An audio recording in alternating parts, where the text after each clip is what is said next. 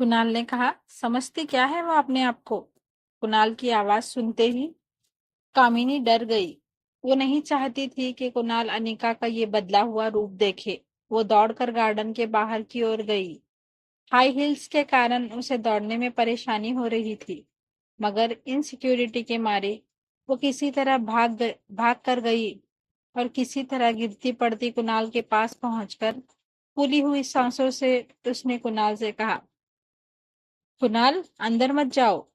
कुणाल ये सुनकर चौंका, लेकिन तभी कामिनी ने बात बदलते हुए कहा, मेरा मतलब उस मोटी के मुंह लगकर आज के दिन तुम अपना मूड मत खराब करो प्लीज। लेकिन कुणाल ने कामिनी को साइड में ढकेलते हुए अंदर जाने की कोशिश की।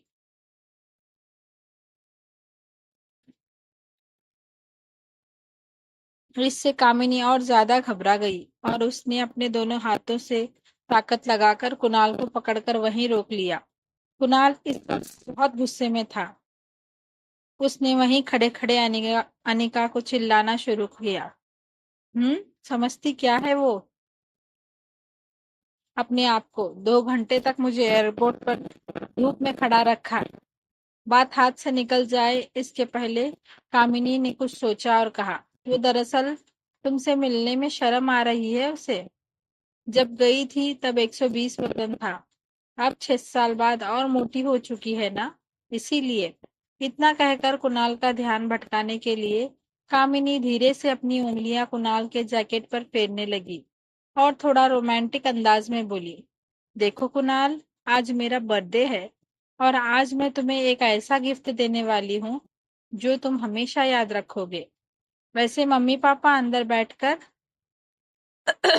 अभी अनिका से डिवोर्स पेपर साइन करवा रहे हैं। कुणाल का ध्यान अब भी घर के दरवाजे की तरफ था, मगर कामिनी ने उसे बातों में उलझा दिया और अपने हाथों से कुणाल का चेहरा अपनी तरफ करते हुए कामिनी आगे बोली, यू नो वॉट, वो तो साइन करने के लिए मान ही नहीं रही थी। वो तो थोड़े पैसों का लालच दिया, तब जाकर वो डिवोर्स पेपर पर साइन करने के लिए राजी हुई। कुणाल, जिसके साथ कामिनी की शादी होने वाली थी, उसकी आंखों में आंखें डालकर कामिनी झूठ पर झूठ बोले जा रही थी। और फिर अचानक से वो कुणाल का हाथ पकड़कर बोली, कम विथ मी। मैंने तुम्हारे और तुम्हारे दोस्तों के लिए बंगले के पीछे शानदार दावत रखी है। तुम अपने दोस्तों के साथ यहाँ एंजॉय करो। मैं अभी तुम्हारी मनपसंद शराब और खाना भिजवाती हूँ। कहते हुए कुणाल का हाथ पकड़कर उसे घर के पीछे की तरफ ले गई। कामिनी ने कुणाल को अपने दोस्तों के साथ छोड़ दिया और खुद बंगले के आगे की तरफ भागती हुई चली गई। उसी वक्त कुणाल के फोन पर उसके ड्राइवर राजू का मैसेज आया, जिसमें लिखा था, होटल पैराडाइज इंटरनेशनल। मैसेज पढ़कर कुणाल के गुस्से से लाल चेहरे पर तुरंत ही स्माइल आ गई। उसे लगा कि अब तो बहुत ही जल्द वो एयरपोर्ट वाली लड़की से उसकी दूसरी मुलाकात होगी। इसी खुशी में बड़े ही अंदाज से उसने अपने पास पड़ी शैंपेन की बोतल उठाई और उसे शेक करके खोली और खुशी खुशी दोस्तों के साथ एंजॉय करने लगा। कामिनी भागी भागी घर के आगे की तरफ अपने दोस्तों के पास आई और उन सब से कामिनी ने कहा, जाओ और जाकर कुणाल को एंटरटेन करो और उसको बातों में उलझा कर रखो ताकि वो अनिका की तरफ न जाए और वो अनिका का बदला हुआ रूप न देख सके।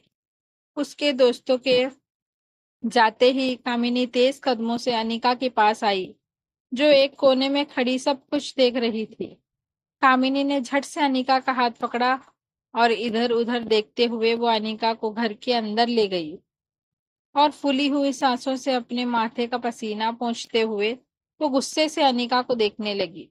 अनिका भी कामिनी के सामने देख रही थी, मानो दोनों आंखों से एक दूसरे को चेतावनी दे रहे हों। कुछ देर तो दोनों बहनों के बीच कौन पहले आंख झपकेगा वाला युद्ध चलता रहा, लेकिन कुछ पल के बाद फाइनल कामिनी ने एक गहरी सांस छोड़ते हुए अनिका से पूछा, ओके फाइन, क्या चाहती हो तुम।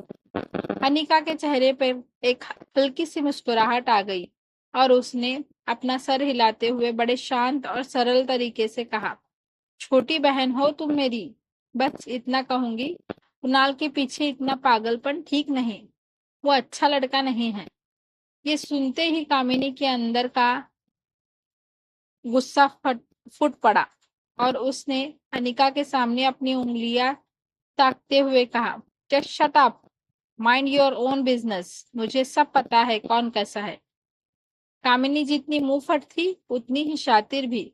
उसे पता था कि अपनी बहन के इमोशंस का फायदा कैसे उठाया जा सकता है। इसीलिए उसने तुरंत मौके का फायदा उठाकर कहा, अगर तुम्हें मेरी इतनी ही फिक्र है तो कंपनी मेरे नाम क्यों नहीं कर देती। अनिका कामिनी जितनी शातिर नहीं थी, लेकिन अब वो पहले जैसी भोली और ना समझ भी नहीं रही थी। अब पहले की तरह वो किसी को अपना फायदा नहीं उठाने देने वाली थी। कामिनी के इस सवाल से अनिका इतना तो समझ चुकी थी कि कामिनी को समझाने का कोई फायदा नहीं था।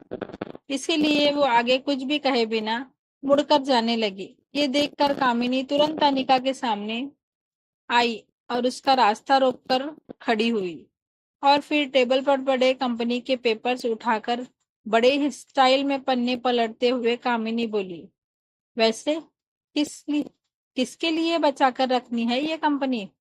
अपने किसी यार के लिए या अपनी उस नाजायज औलाद के लिए? इसके पहले कि कामिनी बात खत्म करे, अनिका ने कामिनी को एक जोरदार तमाचा जड़ दिया। घर के बाहर जो म्यूजिक बज रहा था उससे कई ज्यादा तेज गूंज थी इस तमाचे की।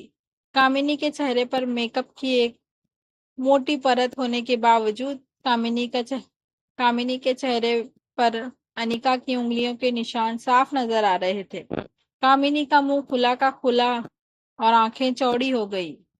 अनिका गुस्से में बोली, खबरदार, अगर मेरी बच्ची को नाजायज कहा तो जबान खींच लूंगी, and I mean it. Anika की लाल आंखों से आंसू कम और गुस्सा ज्यादा बह रहा था। अनिका को इतने गुस्से में पहली बार किसी ने देखा था। कामिनी ने कहा। बिना कुछ कहे वो चुपचाप अनिका का रास्ता छोड़कर साइड में जाकर खड़ी हो गई। वो समझ गई कि अगर वो इसके आगे कुछ भी बोली तो अनिका वो सच में कर देगी जो उसने कहा था। अनिका गुस्से में अपना पर्स उठाकर बंगले से बाहर निकल गई।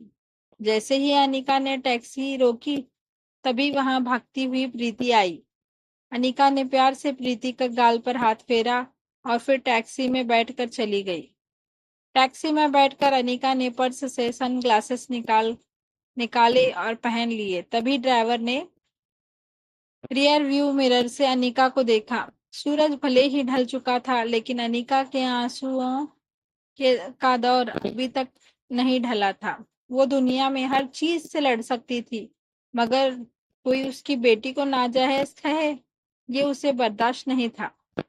लेकिन इसके साथ ही उसके पास इस बात का भी कोई जवाब नहीं था कि रिया का बाप था कौन।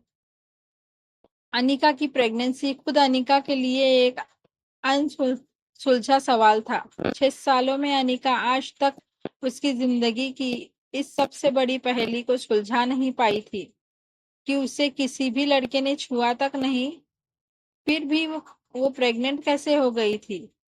ये सब सोच ही रही थी वो कि तभी अचानक उसे कुछ याद आया। अनिका ने आंसू पोंछते हुए पर्स से अपना फोन निकाला और उसने अपनी फार्मा कंपनी के पुराने वफादार मैनेजर मनोज को फोन लगाया।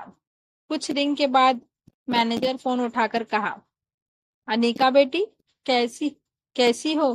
क्या बात है, आज इतने सालों बाद कंपनी के मालकिन ने इस मुलाजिम को याद किया? अनिका अपनी आवाज को साफ करते हुए कहा, नहीं नहीं अंकल, मैं तो सिर्फ कागज पर कंपनी की मालकिन हूँ। कंपनी के असली मालिक तो आप हैं। एक्चुअली अंकल, बस ये पूछने के लिए मैंने फोन किया था कि कंपनी ठीक तो चल रही है ना? मैनेजर ने थोड़ा उदास होकर कहा, बेटा यूं समझ लो डूबती नाव में छेद पकड़ के बैठा हूँ। फिर भी सालाना 4-5 लाख का प्रॉफिट हो जाता है, जो मैं गौतम जी को भिजवा देता हूँ। तुम कहो तो आपसे तुम्हें भिजवा दूंगा। अनिका ने तुरंत कहा, नहीं अंकल, उसकी कोई जरूरत नहीं। खैर, आप अपना ख्याल रखिए। फोन काटकर अनिका वापस से एक गहरी सोच में डूब गई। वो सोच रही थी कि आखिर ऐसी तो क्या बात है इस छोटी सी कंपनी में, जो डोगराज हाथ धोकर इस कंपनी के पीछे पड़ गए हैं। पहले मेरे जरिए ये कंपनी हड़पने की कोशिश की, अब उसी के चलते कुणाल से मेरी कामिनी की शादी करवा करवा रहे हैं। शादी के बाद मैं तुरंत प्रेग्नेंट हो गई, फिर बेंगलोर चली गई। इसलिए मुझसे कंपनी मांगने का मौका नहीं मिला इन्हें। इसलिए आप कामिनी के जरिए मुझसे ये कंपनी हड़पना चाहते हैं, वो भी ऐसी कंपनी जो ठीक से चल भी नहीं रही। होटल की तरफ टैक्सी आगे बढ़ रही थी। तभी रास्ते में उसने आइसक्रीम का स्टॉल देखा, तो उसे याद आ गया कि उसने रिया को प्रॉमिस किया था कि वो उसकी फेवरेट चॉकलेट आइसक्रीम लाकर देगी। इसलिए उसने टैक्सी रास्ते में रोककर अपना प्रॉमिस पूरा करने के लिए चॉकलेट आइसक्रीम खरीदी और वापस टैक्सी में बैठकर होटल की तरफ चल दी। कुछ देर बाद अनिका की टैक्सी होटल पैराडाइज पहुंची।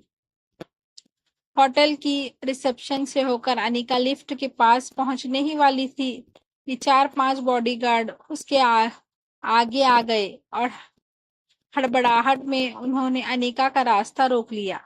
इसी दौरान अनिका के हाथ से सामान जमीन पर गिर गया। अनिका थोड़ी सी घबरा गई। उसे लगा कि कंपनी पाने के चक्कर में किसी ने मेरे पीछे गुंडे तो नहीं भेजे। खुद के डर को छुपाते हुए उसने एन बॉडीगार्ड से पूछा, कौन है आप लोग और इस तरह मेरा रास्ता रोकने का क्या मतलब है? एक बॉडीगार्ड ने अनिका से कहा, सॉरी मैडम, हमें आपका सामान चेक करना होगा। अनिका को कुछ समझ नहीं आया कि उसका सामान चेक करके क्या मिलेगा। उसके पास सिर्फ एक पर्स और रास्ते से लिया हुआ चॉकलेट आइसक्रीम का पार्सल था। बॉडीगार्ड ने नीचे झुककर वो पार्सल जमीन से उठाया और उसे खोलकर चेक किया और फिर अचानक एक बॉडीगार्ड ने अपनी एक उंगली आइसक्रीम पैक में डाली और फिर वही उंगली अपने मुंह में डाल दी और फिर अपने ब्लूटूथ पर किसी से बात करने लगा। Yes sir, positive, is it chocolate ice cream? Bodyguard की बातों में ऐसा लग रहा था जैसे अनिका के पास उसे कोई बॉम्ब मिल गया हो। ये देखकर अनिका हैरान थी और समझने की कोशिश कर रही थी कि आखिर ये बॉडीगार्ड्स कर क्या रहे थे हैं। तभी एक टोल स्मार्ट और हैंडसम आदमी उसके सामने आकर खड़ा हो गया। नुकीली जो लाइन, स्पल बियर्ड, सिंपल जीन्स और पोलीनेक की टी शर्ट रोहित मारवा हॉलीवुड के किसी हीरो से कम नहीं लग रहा था। अनिका ने रोहित की फोटो देखी थी। वो उसे तुरंत पहचान गई, लेकिन इस वक्त रोहित अनिका के लिए किसी गुंडे से कम नहीं था। अनिका ने बड़ी ही सख्ती से पूछा, excuse me, what nonsense is this? You can't do this to me, I will call the police. अचानक रोहित की नजर अनिका के चेहरे पर पड़ी। अनिका की गहरी काली आंखें, लंबे घने बाल कमर तक आते हुए और सिंपल पहनावे में निखरती उसकी खूबसूरती को देखकर रोहित एक सेकंड भूल गया वो क्या करने आया था।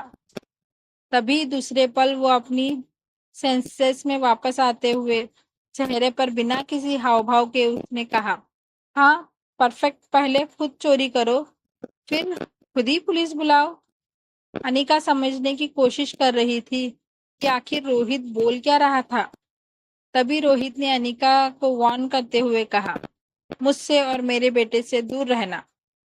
अनिका ने इरिटेट होकर कहा, एक्सक्यूज मी, मैं कब तुम्हारे पास आई? एंड लिसन, इस आलीशान होटल के मालिक होने का ये मतलब नहीं कि तुम अपने गेस्ट के साथ ऐसी बदतमीजी करो। I can see you in the court, mister Rohit Marwah. Rohit Anika की ये बात तुरंत पकड़ लेता और कहता, आई न्यू इट।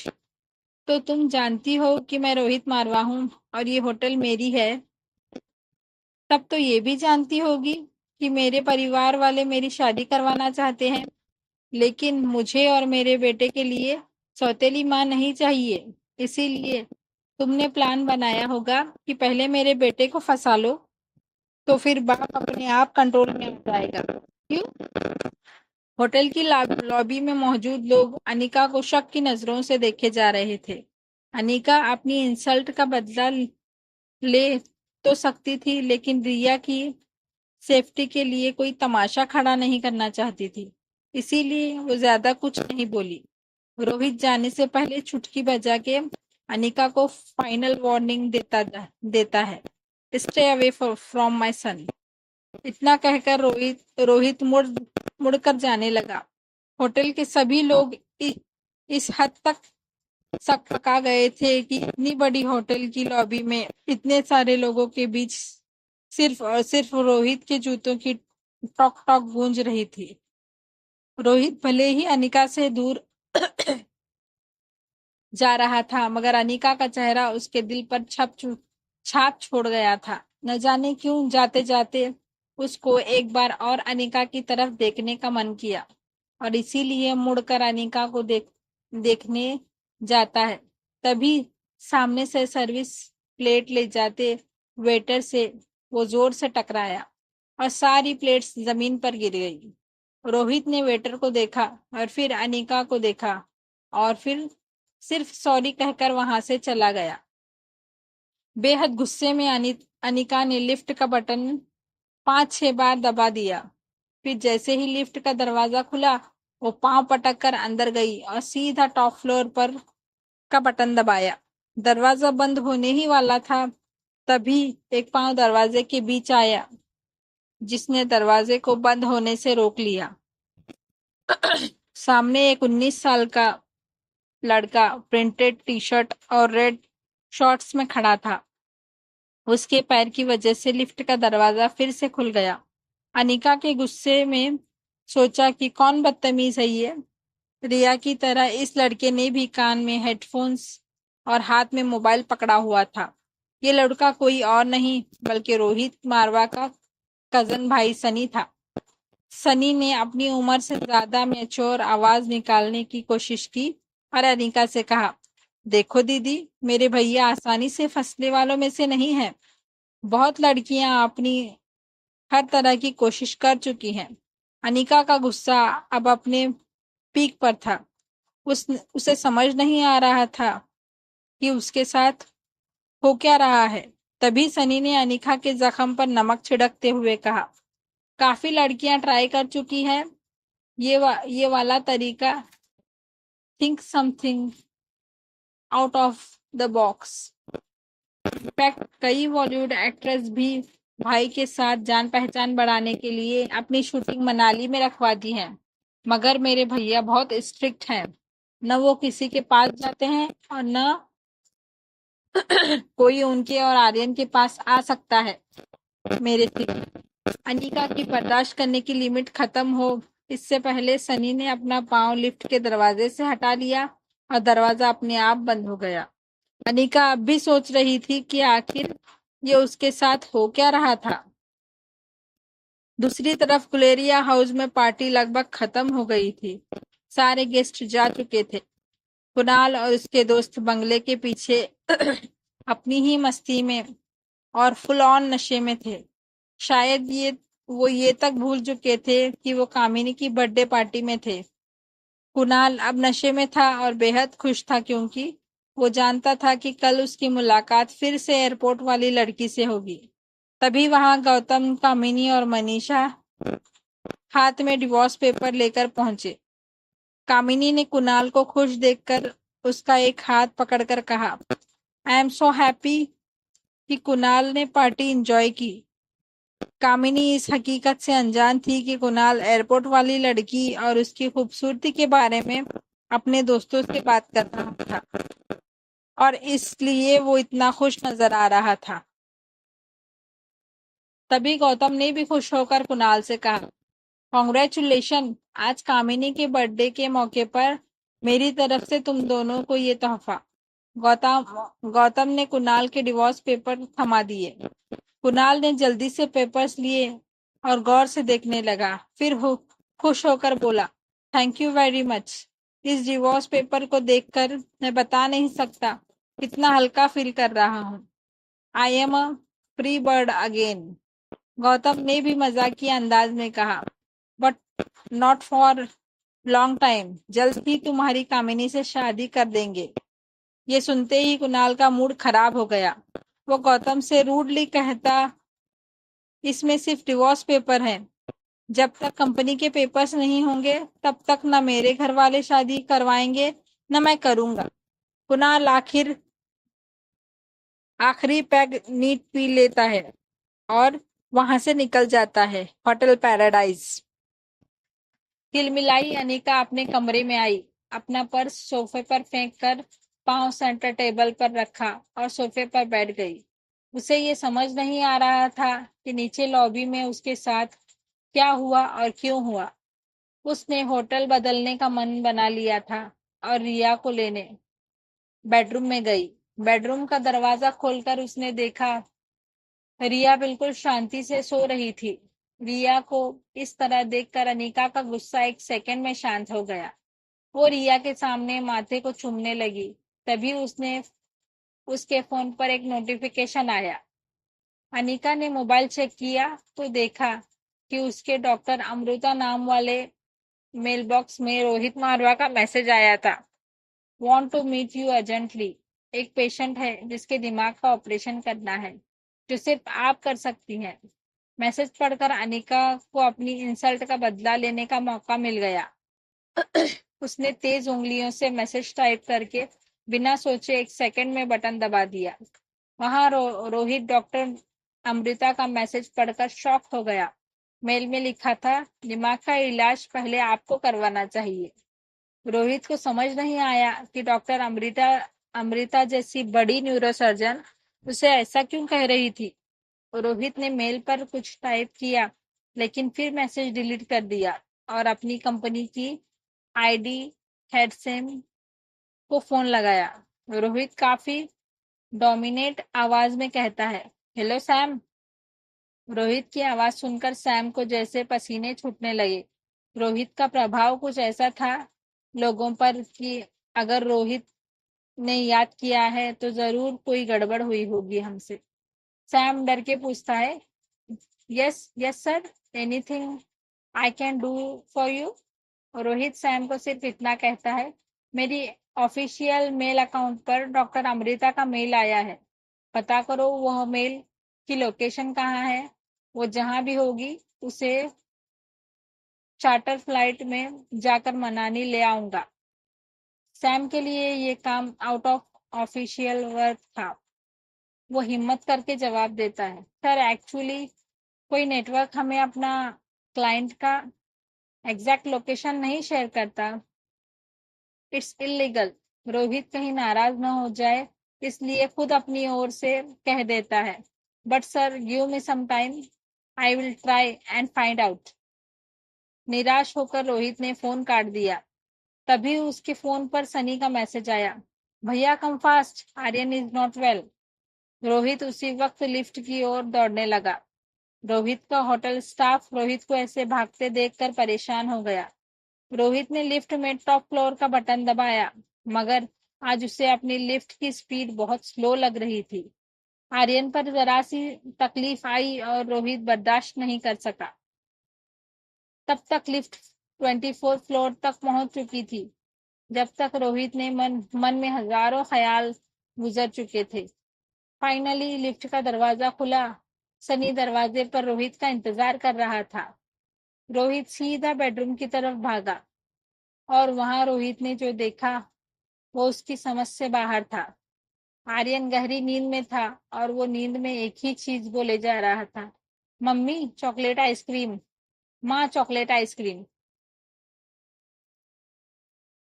एक लड़की को देखा तो ऐसा लगा, अनिका की एक अनोखी कहानी।